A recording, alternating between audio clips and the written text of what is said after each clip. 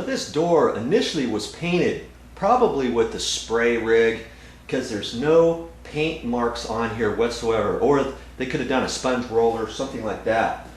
So anytime you use a paintbrush, you might see any little lines, and I probably should have used a better paintbrush than that, but you know, hey, it's just a patch. This drying, I got this paper towel wet and I'm just wiping at the very top around here and just knocking down any of those lines.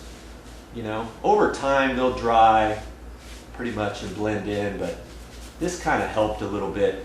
So I probably should have used this paper towel as my paint applicator, and then I could have just done the little bits and kind of tapered it in better than with the paintbrush.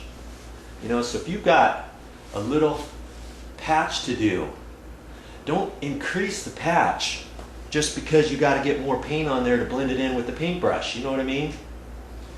Now, I probably could have put a little bit less on my paintbrush too. I got too much on there, and I should have wiped it off until it was almost dry and just kind of done a little bit, little bit, little bit, little bit, little bit, little bit, you know, like that. So my loss is your gain. You know, think about when you're getting ready to do a paint patch, figure out how you're going to do it with the least overage amount of paint so you can blend it in. The key is, whenever you do a patch, you want to blend it in to the best of your ability, and after you do it, you're going to learn stuff. You're going to say, oh, I should have done this, I should have done that. Next time I'm going to do this, next time I'm going to do that. And you only get better the more you do. You can't just watch these videos all the time and expect to be a professional, you know? And I'm not a professional painter, okay? But I can do it enough to where I know I can blend in patches and paint walls and stuff like that, okay? And if I can do it, that's right, you can do it. The paint's almost dry in that door, almost ready for a second coat. But I wanted to show you the disaster I almost had. And I had a gallon of paint that I haven't used that much, and it's probably 2 years old, year and a half old or so. And when I went to start mixing it, I had it, a good thing, I had it on a t-shirt and had it set down there in case I dripped any little bit from mixing it. And I looked back, and the bottom edge, it's a metal can, it's got a metal bottom on it, and the bottom edge started leaking after I mixed it. Just a little bit of stirring at the bottom, and the bottom must have had a little rust in it or something, and it started leaking. Luckily I have some plastic bags here. I've wrapped the bottom of the can. It's still leaking. I put some plastic bags underneath this t-shirt. I would have had a big mess on my hands if I wasn't prepared. Luckily I had plastic with me, I had my t-shirt with me. So whenever you're doing paint, you're gonna have to be careful of that. What I'm gonna have to do, I don't want to throw this paint away. It's almost a full gallon. It's still really good paint, and it's matched up to match all the doors and trim, casings, baseboard, all that. So what I'm gonna end up doing is I'm gonna leave it in plastic. I'm gonna put some plastic bags and bag it all up, hope that it doesn't drip too much. And then sometime today I'm gonna have to go to the paint store, and I'm gonna get a plastic bucket, a 1 gallon bucket with a lid, and I can put this paint in that, and then I can save my paint. But you know, if you think you're gonna just do, here's the tip I wanted to share with you. If you just have a little touch up to do or something, I've seen people mix right out of the can, carry the can around with them, you know, over the carpet, and think they're real careful. If your can starts dripping, you are going to have a nightmare cleanup. So be prepared when working with paint. This is dry to the touch now. And now I'm going to take a little bit more paint. Just going to go over the edge this time where it was. I'm not going to blend it up where the paintbrush went because I don't need to put any more there, right? Just a light touch. You know, do the best you can. Blend it in. Be gentle. There.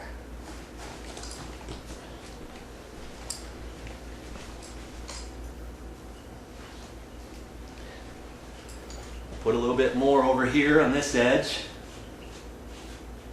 Just on the edge there. I know you can do this. You don't even need a paintbrush for this. Look at this. I don't have to paint the bottom. I'm just blending the edge over so I don't leave an edge on the bottom of the door, you know? Looks like I need just a hair more paint. Dab my professional applicator in there and put on a little bit more. Okay? I like that. Looks good.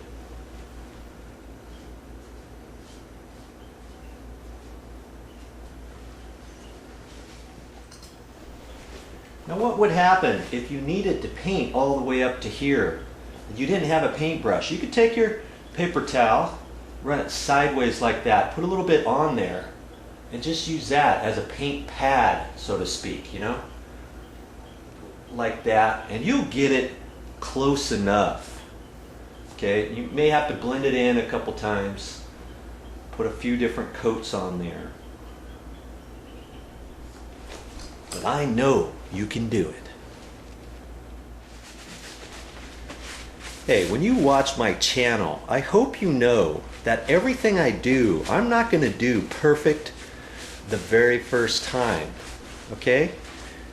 This is a channel where sometimes I'm going to learn just like you're learning.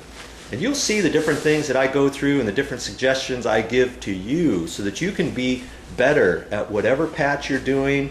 And I'll give you some tips in hindsight of what I found to be easier, so forth and so on. Okay? That's what this channel is about. It looks like I'm ready to reinstall this door.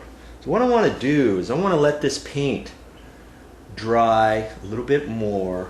And I'll just have to be careful and aware of this door when I get ready to install it. I don't want to lean it. I don't want to set it on this edge because it's got fresh paint on there. If I set it on the edge on a tile floor, some of that paint may come off. It may come off on your hardwood flooring, your linoleum, your tile, your carpet, moving it around. If you got it in the living room, if you're patching it right there, hey, that's what I did. I'm just right in here, and there's my little drop for the paint, and you know, I got my vacuum there to finish up with. It's just a little patch. I didn't want to take this all outside and mess with it.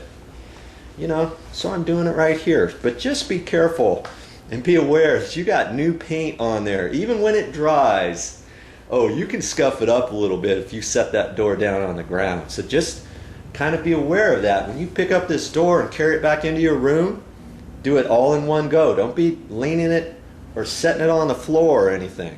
Okay? Do a good job. Here's the finished product. I think that turned out really good. It all looks nice and tight. Remember how before it was way out on the side? And most of the patchwork, like I said, is on the back side. I did just a little bit on the front, but man, you can't see that at all. With a trained eye, of course you can see it. I mean, I can see where it's been lifted up from before and all that, but the main thing is that that repair is going to last probably for a couple years at least, until all the other areas on the door start separating. Remember, there's a bulge over here. That's just going to get bigger and bigger, extend out further. Once it breaks that skin, there's going to be a big patch there. You could probably patch that, you know, with something and paint it and go a while longer for your door. Do you have to replace your door? No. You know, it's in the bathroom. It's not like your front door or anything. But only you can decide if you have to replace your door or repair it. If you want to repair it, now you know how.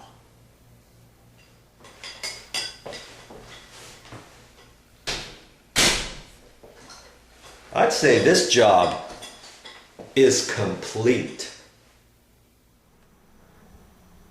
Well, I'd say that Liquid Nails Heavy Duty worked. I'll check it in 6 months or so, but I have no question that Liquid Nails did its job on this little project. Does Liquid Nails Heavy Duty really work? You betcha. You gotta get some of this stuff.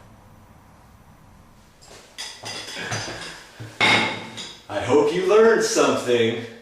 I gotta go for now, but I'll be back with more videos.